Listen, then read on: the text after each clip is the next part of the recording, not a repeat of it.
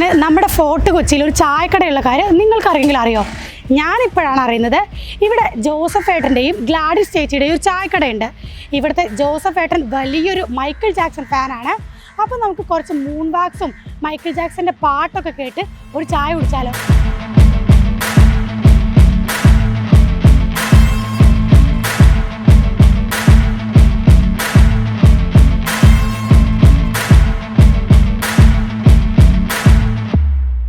നേരത്തെ കണ്ട ആളല്ലല്ലോ, ഇപ്പൊ ഗെറ്റപ്പ് ഒക്കെ ഫുള്ള് മാറി. ഇതൊക്കെ ഒരു ആഗ്രഹങ്ങൾ, മനസ്സിലുള്ള ആഗ്രഹങ്ങളല്ലേ. പക്ഷെ നമുക്ക് അതിനുള്ള സമയവും സാഹചര്യവും ഇല്ലല്ലോ. അപ്പൊ അതുകൊണ്ടായിട്ട് അങ്ങനെ ഒതുങ്ങി ഈ ചായക്കടയും അതൊക്കെ ആയിട്ട് അങ്ങനെ കഴിഞ്ഞു പോകുന്നു. പിന്നെ കുടുംബവും പാരാബ്ദം ഒക്കെ ആയിട്ട് അങ്ങനെ മുന്നോട്ട് പോകുന്നു. ഇതൊക്കെ പിന്നെ റിലാക്സ് ആയിട്ട് നമ്മൾ കൊണ്ടുപോകുന്നു. അതിൻ്റെ ഒപ്പം നമ്മൾ പാട്ടിനോട് ചെറുപ്പം തൊട്ട് ഭയങ്കര. എത്ര വയസ്സ് തൊട്ടിട്ട് ഈ മൈക്കിൾ ജാക്സണോടുള്ള കടുത്ത ആരാധന തുടങ്ങി? അതെന്ന് വെച്ചാൽ കടുത്ത പുള്ളിനോടുള്ള നല്ലൊരു മൈൻഡ് എന്ന് വെച്ചാൽ ഇപ്പോഴും നല്ല. കല്യാണത്തിന് മുമ്പ് ഞാൻ ക്ലാസ്സിലൊക്കെ പഠിപ്പിച്ചിട്ടുണ്ട്. പക്ഷെ എന്നാലും നമുക്ക് പുള്ളിനെ കുറിച്ച് ഡാൻസ് പഠിപ്പിച്ചിട്ടുണ്ട്. പക്ഷെ നമുക്ക് പുള്ളിനെ കുറിച്ച് ഈ ജാക്സൺ എന്താണ്, മൈക്കിൾ ആരാണ്, ഫാമിലി, അതിനെക്കുറിച്ച് നമുക്കൊന്നും അറിയില്ല. പക്ഷെ പാട്ടിനോട് ഭയങ്കര ഇമ്പമുള്ളതുകൊണ്ടിട്ട് ആ കാലഘട്ടത്തിൽ ബോണിയം, അബ്ബ, മാക്ക്, സോറൂൺ, പിന്നെ ഒലാല, അങ്ങനെ കുറേ അനവധി നമ്മൾ കേൾക്കാത്ത കുറേ കാണാത്ത കുറേ പോപ്പ് അങ്ങനെയുള്ള ഇംഗ്ലീഷ് പാട്ടിനോടാണ് കൂടുതൽ താല്പര്യം. പക്ഷേ പിന്നെ ഈ ത്രില്ലറാണ് ഇവിടെയാണ് ഈ പാട്ട് ഇറങ്ങിക്കഴിഞ്ഞാൽ ഈ ക്രിസ്മസിനൊക്കെ ഞങ്ങൾ ഈ പപ്പാനെയൊക്കെ ഉണ്ടാക്കിയിട്ട് ഈ പാട്ടൊക്കെ വലിയ കട സ്പീക്കറൊക്കെ വെച്ചിട്ടാണ് അന്ന് ആഘോഷിക്കുന്നത്. അന്നൊന്നും ഇങ്ങനെ ടൈമിങ്ങും കാര്യമൊന്നുമില്ല, നേരം വിളിക്കുന്നവരെയും. അതൊക്കെ ഏത് വർഷമായിരിക്കും? അതൊക്കെ എനിക്ക് തോന്നുന്നു എനിക്കിപ്പോൾ അതൊരു 40 വർഷങ്ങൾക്ക് മുമ്പ്. അപ്പൊ ആ കാലഘട്ടത്തൊക്കെ നമ്മള് ഭയങ്കര ഫ്രീഡമാണ്. അപ്പൊ ഇവിടെയും നമുക്ക് നേരം വിളിക്കുന്ന തുള്ളലും പാട്ടൊക്കെ. അപ്പൊ ഈ ത്രില്ലർ എന്ന് പറഞ്ഞ പ്രോഗ്രാം അന്നൊക്കെ ഇത് റെക്കോർഡൊക്കെ വലിയ സെറ്റുകാരുടെ അടുത്ത് ഉണ്ടാവുള്ളൂ ഇവന്റെ പാട്ടൊക്കെ. ബാക്കി മിക്ക ആൾക്കാരെല്ലാം ഉണ്ടെങ്കിൽ തന്നെ ചില നല്ല നല്ല ഗ്രൂപ്പിന്റെ അടുത്ത് മാത്രമേ ഇങ്ങനെ സൗണ്ടുള്ള ആൾക്കാരുടെ അടുത്ത് മാത്രമേ ഇങ്ങനെയുള്ള കളക്ടിങ് റെക്കോർഡിംഗ് ഒക്കെ ഉണ്ടാവുള്ളൂ. അപ്പൊ അവരെയൊക്കെയാണ് ബുക്ക് ചെയ്തിട്ട് നമ്മളിങ്ങനെ ഷെയർ ചെയ്ത് സൗണ്ടൊക്കെ വെച്ചിട്ട് ഡാൻസ് ചെയ്യണം. അന്നേരമൊക്കെ നമുക്ക് ഇവൻ്റെ പാട്ടിനോട് ഭയങ്കര ഇമ്പമാണ്. ത്രില്ലറാണ് കൂടുതൽ അങ്ങോട്ട് ജനങ്ങൾ തന്നെയല്ല നമ്മളെയും അതിൻ്റെ അകത്ത് ഉൾക്കൊള്ളിച്ച് നമ്മളത് സ്റ്റേജിൽ സെറ്റ് ചെയ്തിട്ടുണ്ട്. ഇപ്പം ഞാൻ ഉദയംപേര് ഒരു ക്ലാസ്സിൽ പഠിപ്പിച്ചപ്പോൾ അന്ന് ആ ഒരു ടൈമിങ് അതൊക്കെ ഈ പ്രേതത്തിൻ്റെയും ആ ഒരു മെമ്മറിൽ എങ്ങനെ വന്ന് അതേപോലെ തന്നെ നമ്മൾ ഇന്ന് ഇത് കണ്ടിട്ട് പോലും ഇല്ല. എന്നാൽ അതേപോലെ തന്നെ അവിടെ ആ പിള്ളേരെ പഠിപ്പിച്ച് അതേപോലെ തന്നെ അന്നത്തെ ഇന്നിപ്പോൾ കമ്പ്യൂട്ടറിലുള്ള ടെക്നോളജിക്കെല്ലാം നമ്മളെ കാലഘട്ടത്തിൽ കുഞ്ചിരിക്കൊക്കെ മേടിച്ചിട്ടാണ് പുകയും കാര്യങ്ങളൊക്കെ ചവറൊക്കെ അതൊക്കെ ഉണ്ടാക്കി. അങ്ങനെ അത് ഭയങ്കര വൺ വിജയമാണ്. ലൈറ്റ് സെറ്റിങ്സ് ഒക്കെ അന്നത്തെ ചെയ്യാൻ പറ്റിയ കാര്യങ്ങൾ. പിന്നെ എനിക്കേണ്ടത് അന്ന് ഫ്ലിക്കർ ലൈറ്റ് എന്ന് പറഞ്ഞ സാധനം ഉണ്ട്, ഇങ്ങനെ തെറിച്ച് പോകണം. ആ ഒരു കാലഘട്ടത്തിൽ ആ സാധനമൊക്കെയാണ് നമ്മൾ ഇവിടെ നിന്നാലും അങ്ങോട്ട് പോകണം. വെറുതെ ആക്ഷൻ കാണിച്ചാൽ മതി. അങ്ങനെയുള്ള കാലഘട്ടത്തിൽ എറണാകുളത്ത് നിന്ന് പുല്ലപ്പടി നിന്നാണ് അത് വാടകയ്ക്ക് എടുത്തിട്ട് ഒരു പരിചയമില്ലാത്ത എക്സസ് എന്തോ ഒരു സൗണ്ട് ഉണ്ട്, അവിടെ നിന്നാണ് അത് എടുക്കുന്നത്. ഷെണൈസിന്റെ ബാക്കിൽ, തിയേറ്ററിന്റെ ബാക്കിൽ അവർ ഇന്ന് ഭയങ്കര സെറ്റാണ്. ഭയങ്കര സൗണ്ട് സിസ്റ്റം വളർന്നു പോയി അവർ ഭയങ്കരമായിട്ട്. അപ്പോൾ അവരെ നിന്നാണ് അന്ന് പോയിട്ട് ഒരു പരിചയമില്ലാണ്ട് ഒരു അഡ്വാൻസ് ഒക്കെ കൊടുത്തിട്ടാണ് അവർ തന്നത്.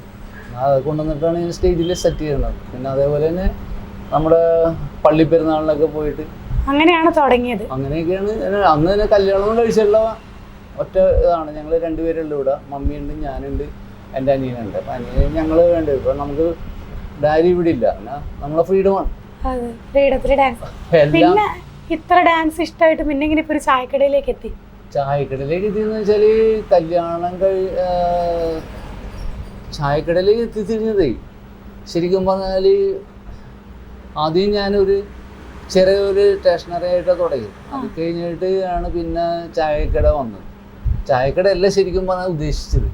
ശരിക്കും ഞാൻ സ്റ്റേഷനറി ഷോപ്പാണ് ഉണ്ടായിരുന്നത്.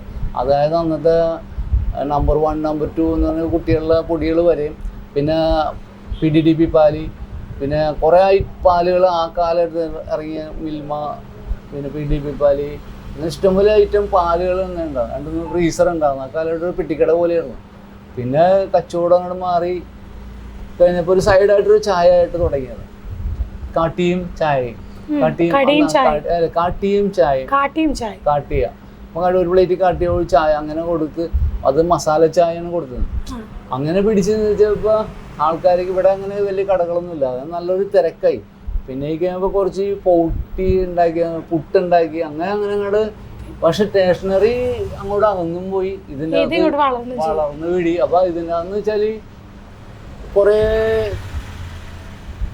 ആൾക്കാർ വരാൻ തുടങ്ങി, ഫുഡ് ഇഷ്ടപ്പെട്ടിട്ട് ആൾക്കാർ വരാൻ തുടങ്ങി. അപ്പം അങ്ങനെ ഈ സ്റ്റേഷനറി നമ്മുടെ കയ്യിൽ നഷ്ടപ്പെട്ടു. അങ്ങനെ വെച്ചാൽ എനിക്കന്ന് ഇത്രയും കഷ്ടപ്പെട്ട പണിയാണെന്ന് ചിന്തിച്ചു പോലും. വീട്ടുകാർക്കും ബുദ്ധിമുട്ട്, നമുക്ക് ബുദ്ധിമുട്ട്, ഒരിടത്ത് പോകാനും പറ്റില്ല. പക്ഷെ സ്റ്റേഷനറി ഒരു 10-20,000 രൂപയുടെ സാധനം വന്ന് എടുക്കുമായിരുന്നു മാസം. മട്ടാഞ്ചേരി പോയിട്ട് സ്റ്റേഷനറി ഐറ്റംസ്, പൗഡർ, ചീപ്പ്, അങ്ങനെയുള്ള ഐറ്റംസ്, കുട്ടികളുടെ ഞാൻ പറഞ്ഞത് ഈ കംപ്ലീറ്റ്, പിന്നെ സോപ്പ് ഐറ്റംസ്, അങ്ങനെ ഒരു സ്റ്റേഷനറി കടയായിരുന്നു ശരിക്കും പറഞ്ഞത്. പക്ഷെ അത് ചായക്കടയിലേക്ക് മാറി, അങ്ങനെ വളർന്നു. പിന്നെ കുറച്ച് ചോറ് ഉണ്ടാക്കാൻ തുടങ്ങി, ചോറ് പോകാൻ തുടങ്ങി, അങ്ങനെ വളർന്നു. പക്ഷെ അതിനു മുമ്പൊക്കെ അതൊരൊറ്റ ചെറിയ ഒരു കടയിട്ട് പോയിക്കൊണ്ടിരുന്നത്, പാലും ഈ പറഞ്ഞ ഇതൊക്കെ ആയിട്ട്. അത് കഴിഞ്ഞിട്ട് അതിനു മുമ്പാണ് കല്യാണം ഒന്നും കഴിച്ചിട്ടില്ല. അത് കഴിഞ്ഞാൽ പിന്നെ കല്യാണം കഴിച്ച് ഞാൻ കുറച്ച് നാൾ പുറത്ത് പോയി. ഒന്നും സമ്പാദിക്കാനൊന്നും പറ്റില്ല, നമുക്ക് അതിനെ കുറിച്ചൊന്നും അറിയില്ല. അന്നത്തെ ആ മൂല്യങ്ങളൊന്നും അറിയില്ല. കിട്ടണ ആഴ്ച അടിച്ചു പൊളിച്ച് അങ്ങനെ വീട്ടില് പൈസ രീതിക്ക് കടകളെ കണ്ടിട്ട് അങ്ങനെ അവര് കടയിൽ നിന്ന് അങ്ങനെ കഴിച്ച് പോവാറ്. പിന്നെ ഇപ്പം ഞങ്ങൾ 2 പേരും ഉള്ളു. പിള്ളേരൊക്കെ അങ്ങാടി 2 പിള്ളേരുണ്ട്, കല്യാണം കഴിച്ച് 2 കുട്ടികളുണ്ട്. അവരെ കല്യാണം കഴിഞ്ഞ് അവർക്ക് 2 കുട്ടികളുണ്ട്. 2 പേർക്കും ആൺകുട്ടികൾ, 2 മക്കളും പേരമക്കളും. അപ്പൊ എത്ര വയസ്സുണ്ട്? വയസ്സൊന്നും പറയാൻ പറ്റില്ല. നമ്മളെ മമ്മൂട്ടി, മോഹൻലാലൊക്കെ നോക്കുകയാണെങ്കിൽ നമ്മള് അവരെയൊക്കെ ഒരു ഏജാണ്. പക്ഷെ അവരെ പോലെ നമുക്ക് കമ്പയർ ചെയ്ത് നിൽക്കാൻ പറ്റില്ല. നമ്മള് അതിനുള്ള ഫുഡും കാര്യങ്ങളൊന്നും കഴിക്കുന്നില്ല, നമ്മൾ അധ്വാനം തന്നെയാണ്. അവരൊക്കെ അതിനനുസരിച്ച് ഒരു ആരോഗ്യവും അതൊക്കെ ഒരു മനസ്സിന്റെ ഒരു ഇഷ്ടം കൊണ്ട് അവനോടുള്ള താല്പര്യം, ഡാൻസിനോടുള്ള താല്പര്യം, പിന്നെ നമ്മൾ ആ ഒരു മാർക്കറ്റിംഗ് ആണ് നമ്മളെ, അത് നഷ്ടപ്പെട്ടു പോറുന്നുള്ള. അതുകൊണ്ടിട്ട് അതിനോട് നമ്മൾ ചേർന്ന് നിൽക്കുന്നു എപ്പോഴും. എങ്ങനെയുണ്ട് ആളുകളുടെ റെസ്പോൺസ്? ആൾക്കാർക്ക് ചില ആൾക്കാർ നമ്മളെ പറ്റി നല്ലൊരു അഭിപ്രായം പറയും, ചില ആൾക്കാർ പറയും അതൊരു എന്ത് ചെയ്താലും നല്ലതുണ്ട് ചീത്തയുണ്ടല്ലോ ഏത് വശത്ത്. അപ്പൊ നമുക്ക് ആരെയും നമ്മളുടെ മനസ്സിൽ എന്താണ് ചെയ്യാൻ തോന്നുന്നത്, നമുക്ക് എന്ത് ചെയ്യാൻ സന്തോഷം സമാധാനം കിട്ടും. ഇവൻ നമ്മളെ സംബന്ധിച്ചിട്ട് റിലാക്സ് ആണ് ഏറ്റവും. ഞാൻ ഏത് ടൈമിനും ഒരു ടെൻഷനും ഇല്ല. പാട്ടും ഡാൻസും സപ്ലൈയും മേടിക്കലും കൊടുക്കലും കഴിക്കലും പ്ലേറ്റ് എടുക്കലൊക്കെയാണ് നമ്മളെ സംബന്ധിച്ച്. ചായ അടിക്കുമ്പോഴൊക്കെ സ്റ്റെപ്പ് അതൊക്കെ എന്ന് വെച്ചാല് ചില ടൈമിലൊക്കെ ടെൻഷൻ ഉണ്ടാവും. പക്ഷെ പാട്ട് ചെയ്യുമ്പോൾ നമുക്ക് ആ ഒരു നമുക്ക് മാറും. നമ്മളതിൻ്റെ അകത്ത് പിന്നെ പാട്ടിൻ്റെ അകത്ത് കൂടി നമ്മളെ ഓരോ കാര്യങ്ങളാണ്. നമ്മളവിടെ ജോലിയും പാട്ടും കേട്ട് വിടുന്നത് ചെയ്യും. വേറെ ഒന്നിനെക്കുറിച്ച് നമ്മളവിടെ ഒരു കാര്യത്തിനവിടെ ഒരു പ്രശ്നങ്ങളും നമ്മളവിടെ ചിന്തിക്കുന്നു. ഇവിടെ കുറെ ഫോട്ടോസ് ഒക്കെ ഉണ്ട്, ഈ കളക്ഷൻസ് ഒക്കെ, പിന്നെ CD DVDs ഒക്കെ. അതൊക്കെ എന്ന് വെച്ചാൽ ഇപ്പോഴുണ്ടായിരുന്നതൊക്കെ ഇപ്പൊ ഡിസ്ക് അല്ലേ, പിന്നെ കാസറ്റ് ഒരു ചാക്കാണ് കൊണ്ടേ കളഞ്ഞത്. അതുപോലെ തന്നെ പണ്ട് കിട്ടുന്ന കാശ് മുഴുവനും പണിയെടുത്ത് കിട്ടുന്ന കാശ് റെക്കോർഡ് വാങ്ങിക്കലാണ്. റെക്കോർഡിങ് ആ ഇതുണ്ടാകുന്നത് റെക്കോർഡ് പ്ലെയർ അസംബിൾ ചെയ്ത് എടുത്തതാണ്. കമ്പനി സെറ്റ് ഒന്നും വാങ്ങിക്കാനുള്ള സാമ്പത്തികമൊന്നും ഇല്ല, അസംബിൾ ചെയ്ത് എടുത്ത് ആ കാലഘട്ടത്തിൽ. അപ്പോൾ കുറേ റെക്കോർഡ് കളക്ടിങ് ഉണ്ടായിരുന്നു. അതെല്ലാം ഈ മോക്കയുടെ കല്യാണത്തിന് വന്നപ്പോൾ വൈറ്റ് വാഷിങ്, അന്ന് ഡ്രസ്സ് വർക്ക് ചെയ്തിട്ടില്ലായിരുന്നു, മൂളിക്കൊണ്ടിട്ട് പിട്ടിക്കാത്ത് മഴയും വെയിലും കൊണ്ട് ഇതൊക്കെ പപ്പടം കൊമ്പളക്കാൻ വരെ കൊണ്ടുവച്ചു. എല്ലാം വേറെ തകർന്ന് നഷ്ടപ്പെട്ടു. പിന്നെ ഇവിടെ ഇപ്പൊ ഈ ഡിസ്ക് ഒന്നും വെയിലത്തോണ്ട് എത്ര ഇതായാലും അവിടെ കൊണ്ടുവന്നു. പിന്നെ 2 DVD ഉണ്ട്. അപ്പൊ ഒന്ന് കേടായാലും ഒന്നേരത്ത് വരും. പിന്നെ കഴിഞ്ഞ് പെൻഡ്രൈവ് അതും വർക്ക് ചെയ്യും, DVD വർക്ക് ചെയ്യും. DVD ആണ് കുറെ കളക്ഷൻ ഉള്ളത്. മൈക്കിൾ ജാക്സൺ മരിച്ചിട്ട് ഇപ്പോ 15 വർഷം ആവാറായില്ലേ? അടുത്ത ഓഗസ്റ്റ് 29 വരുമ്പോ അവന്റെ ജന്മദിനവും ഡെത്ത് ഡേയും കൂടിയാണ് ആഘോഷിക്കുന്നത്. അതെ, ഇപ്പോഴും എന്നിട്ട് പിറന്നാളൊക്കെ ഇവിടെ ആഘോഷിക്കുന്നുണ്ട്. നടത്തണമെന്ന് ആഗ്രഹിക്കുന്നുണ്ട്. പക്ഷെ നമ്മളെ ഒരാൾ വിചാരിച്ചാൽ മാത്രം നടക്കൂലല്ലോ. ഇന്ന് പഴയ രീതിയിലാണെങ്കിൽ നമുക്കിപ്പോൾ ഒരു ചെറിയൊരു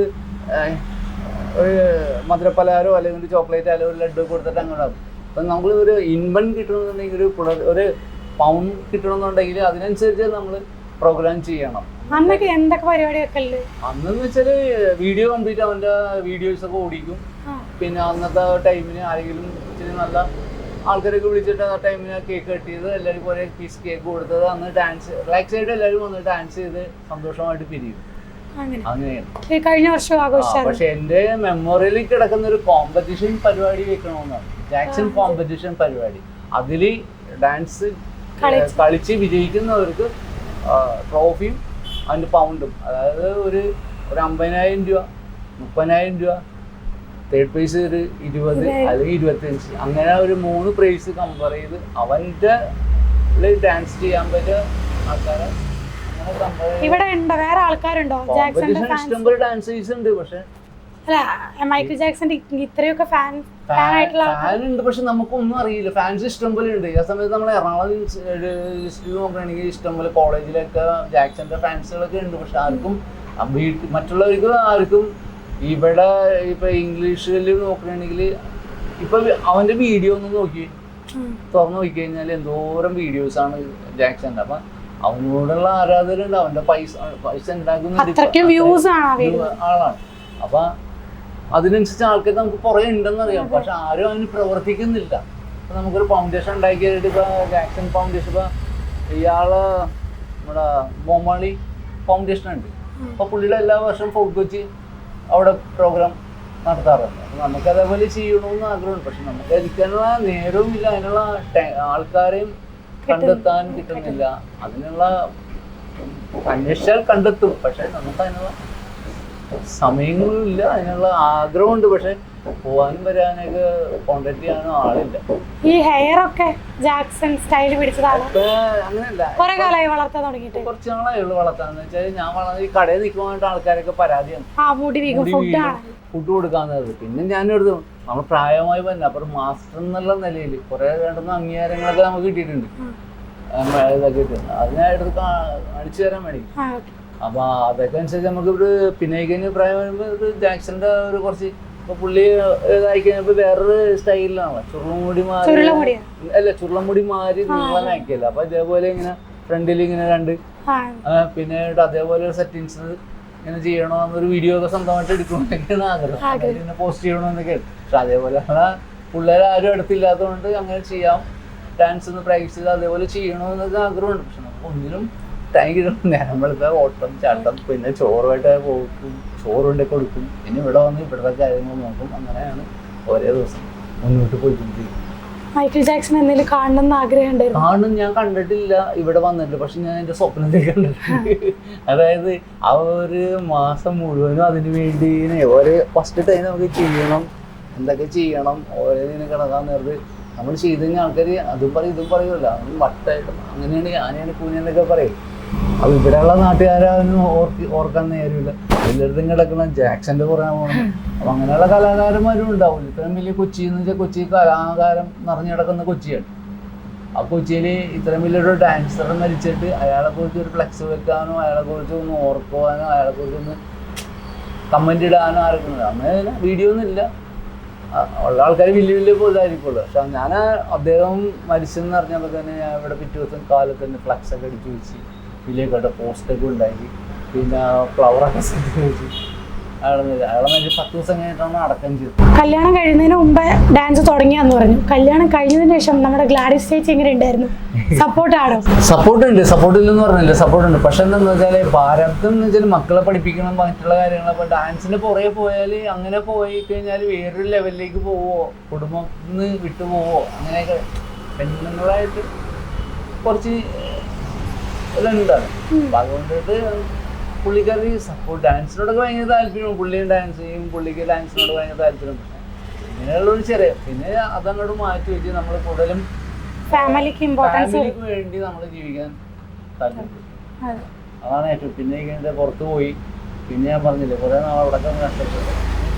ഇവിടെ വന്ന് വീണ്ടും മക്കള് നന്നായിട്ട് ഡാൻസ് ചെയ്യും. എൻ്റെ മോൻ്റെ പേര് വിനില്, റിയ. അവള് കോളേജിൽ നന്നായിട്ട് ഡാൻസ് ചെയ്യും, വിനിലും ഡാൻസ് ചെയ്യും. അങ്ങനെ അവര്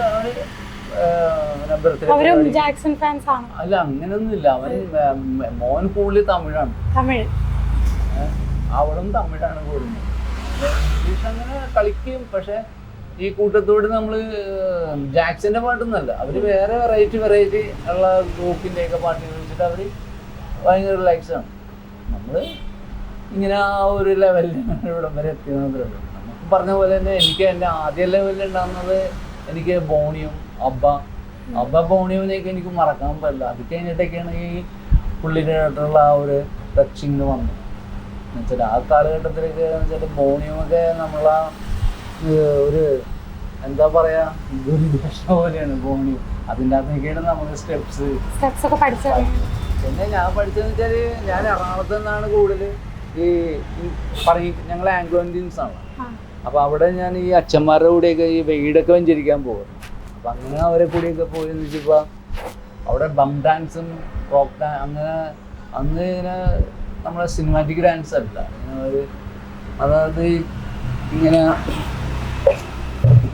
ഇങ്ങനെ കെട്ടിപ്പിടിച്ചിട്ട് ഇങ്ങനെയൊക്കെ ഡാൻസ് ഒക്കെ ഇല്ല, അങ്ങനെ ഇങ്ങനെ വന്നിട്ട് അങ്ങനെയൊക്കെ കപ്പിൾ ഡാൻസ് കണ്ടുപിടിച്ചത്.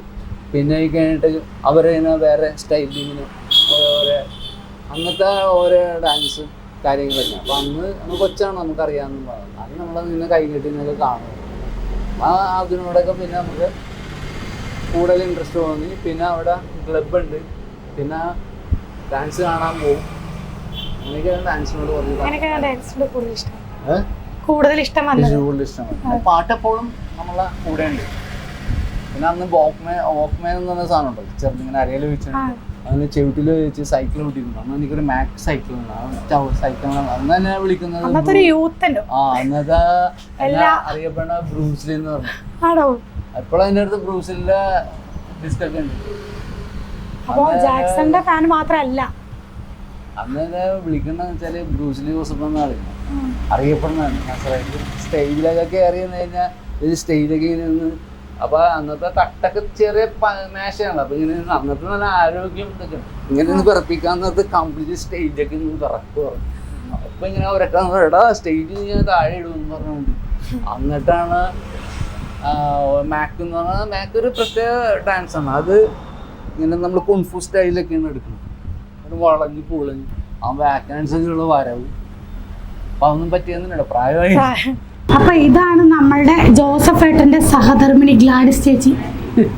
എങ്ങനെയുണ്ട് ചേട്ടന്റെ ഈ ജാക്സണോടുള്ള കടുത്ത ആരാധന? ചേച്ചി എങ്ങനെയാ, എതിർപ്പാണല്ലോ നല്ല സപ്പോർട്ടീവാണ്?